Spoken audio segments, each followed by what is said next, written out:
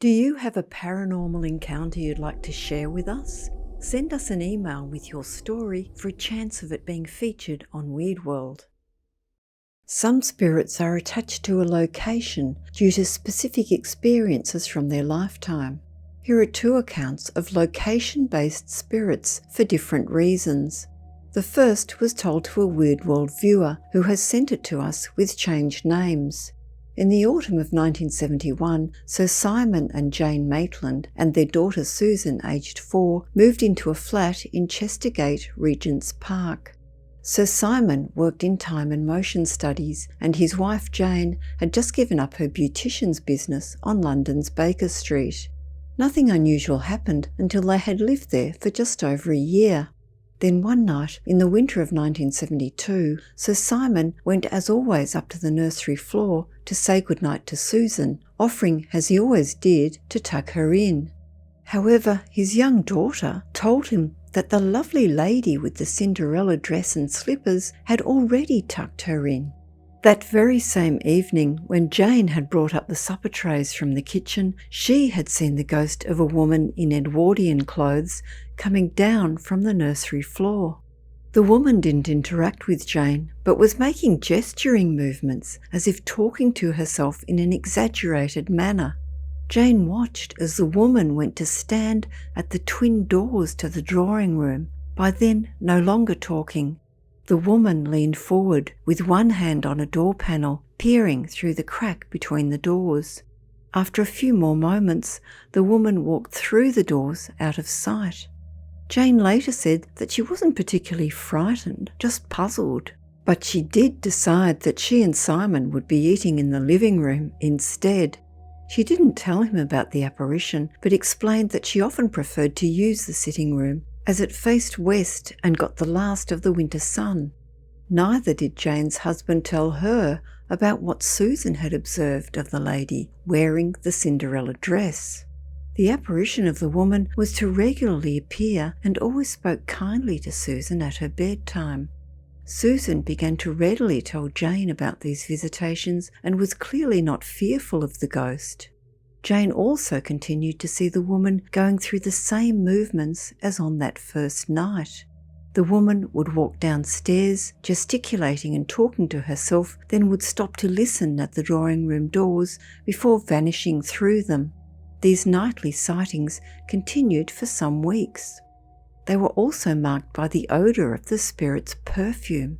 It was Chanel No. 5, which Jane later remarked ironically she wouldn't have been smelt dead wearing. Then, shortly after the New Year's celebrations, an elderly man called. He was in his 80s, smartly dressed, and spoke with an Australian accent. He introduced himself as Ben Stapleton, apologised for disturbing Jane, then explained that he was visiting the house for sentimental reasons. He was from Canberra in Australia. His sister Miriam had met an English mining contractor who was working in Canberra in the early 1930s and had gone back with him to England where they were married. Of course you'll have guessed, Ben said, Miriam and Ed came to live in this very flat. Look, I have some of her letters addressed from here. After looking at the letters and handing them back to Ben, Jane said, "Oh, now you must come in and see over where your sister lived." When they reached the first floor landing, Ben looked first at the door to the sitting room and then at the twin doors to the drawing room. He seemed to be pondering about something. He remarked, those, of course, has to be more of an entrance to be made." "I'm sorry," Jane responded, wondering what he meant. Ben explained, "Forgive me, Miriam was a keen amateur actress. Your drawing room was very much her theatre royal, shall we say. Many's the time she would tell me in her letters how, already dressed for whatever performance, she would go up to the nursery to tuck in my nephew, he was called Edward like his father, then come back down to the hall here. She described herself in those moments as a pudding of nerves, going over her lines and her stage business. And she would stand at these doors, peeking, listening, waiting to make her grand entrance." His eyes misted over as he went on to say that her husband Edward was killed in the war, after which Miriam came home to Canberra. She married again eventually, but would never again do any acting. Nobody could persuade her to get back to it. She died, he said, just after this past New Year's. As she was failing, over and again she had told Ben how she so longed to be back there in her London house, giving just one more performance. A tear had welled up and he brushed it away. Without thinking, Jane took Ben's hand. Well, she got her wish. Interestingly, Miriam's ghost never returned after her brother's visit. Jane herself, who is now widowed, told our viewer this true account. Our second account originates from the same era and was the subject of a paranormal investigation by the British Society for Psychical Research in 1932.